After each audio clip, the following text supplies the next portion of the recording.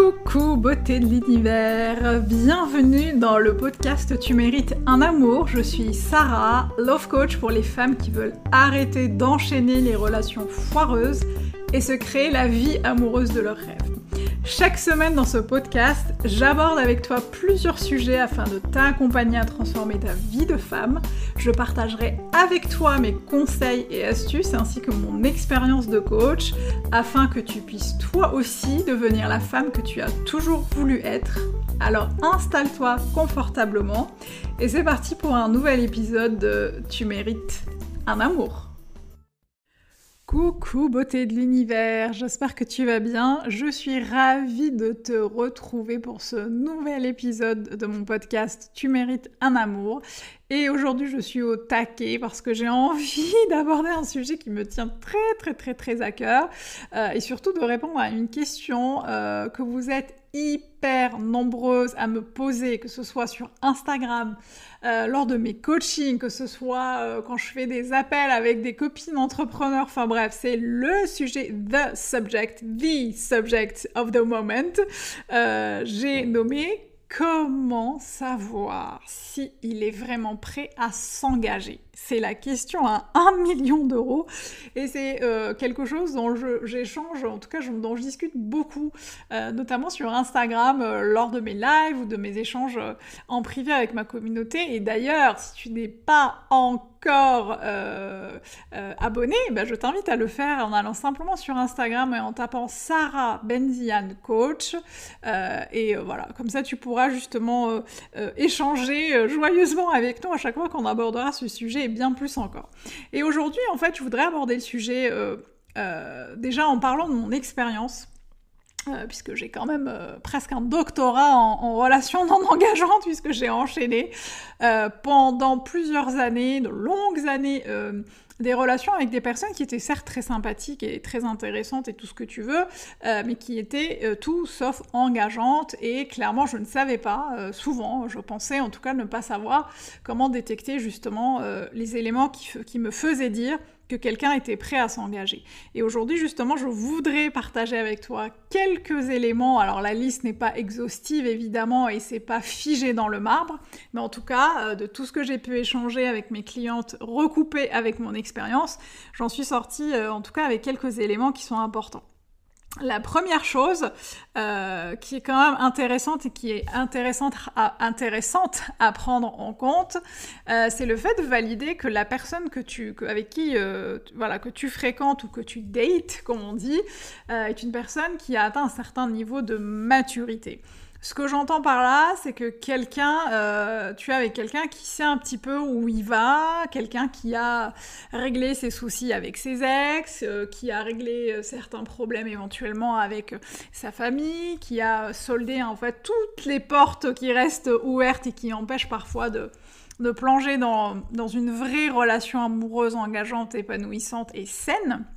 Et ça va être important en fait de valider que c'est quelqu'un qui a aussi cette maturité dans le sens où il se projette vers l'avenir, où il a des choses qui sont hyper intéressantes dans sa vie, il a des amis, il a une vie sociale. Alors je dis pas que tous les gens qui n'ont pas d'amis ne sont pas prêts à s'engager. Attention, ne me fais pas dire ce que je n'ai pas dit.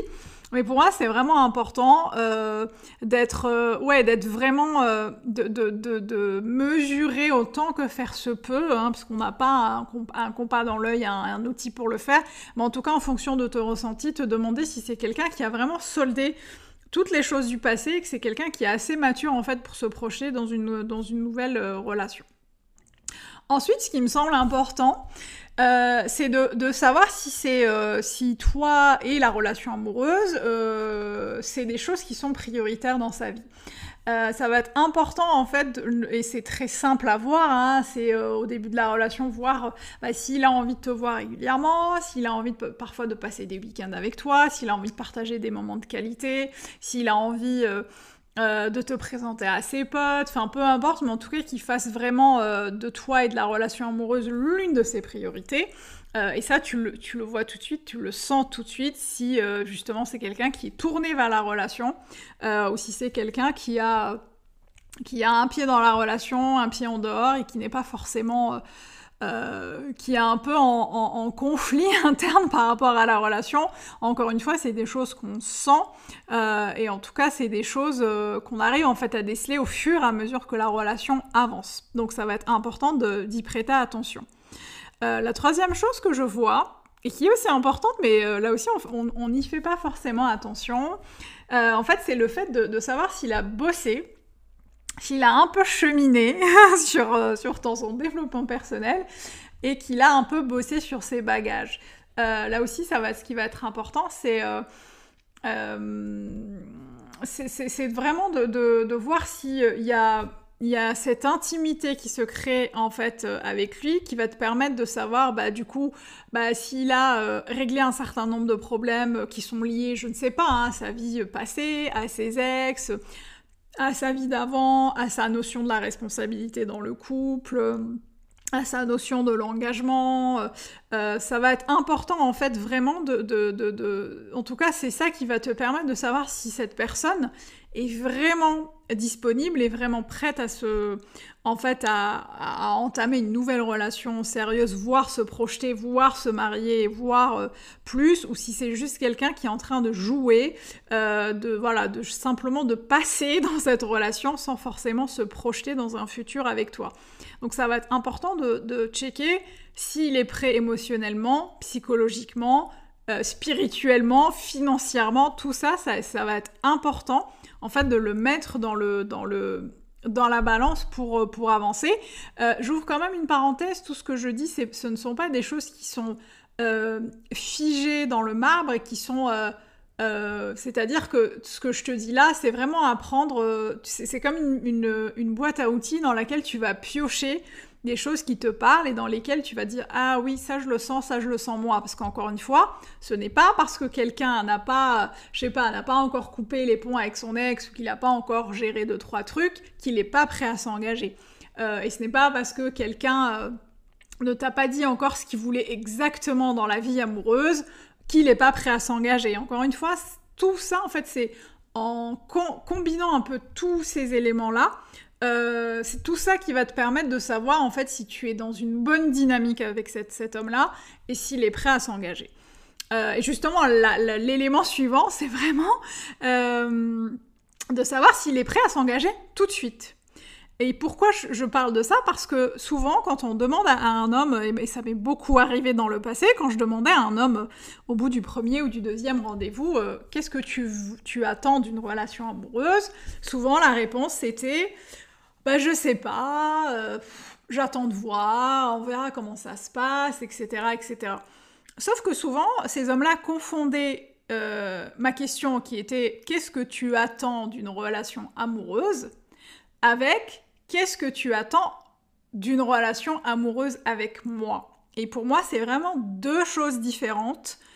Et ça va être vraiment important de checker déjà si cet homme sait déjà ce qu'il veut de manière générale dans sa vie amoureuse avant qu'il puisse te répondre et te dire ce qu'il veut avec toi. Mais avant de savoir ce qu'il veut avec toi, ça va être important de savoir ce qu'il veut de manière générale. Donc effectivement, s'il n'est pas prêt par rapport à tout ce qu'il a vécu, s'il n'est pas prêt c'est ce que j'appelle la procrastination amoureuse, s'il n'est pas prêt aujourd'hui tout de suite dans sa tête, évidemment, à se projeter et à s'engager, en fait, c'est qu'il est clairement pas prêt à le faire parce que quand un homme est prêt, et je l'ai vraiment vécu notamment avec mon mari, aujourd'hui, il n'a pas attendu très longtemps avant de me dire les choses et avant de me demander de l'épouser. Donc vraiment, encore une fois, il ne s'agit pas ni de brûler les étapes, ni d'aller plus vite que la musique, mais il s'agit simplement de savoir ce que l'autre a vraiment envie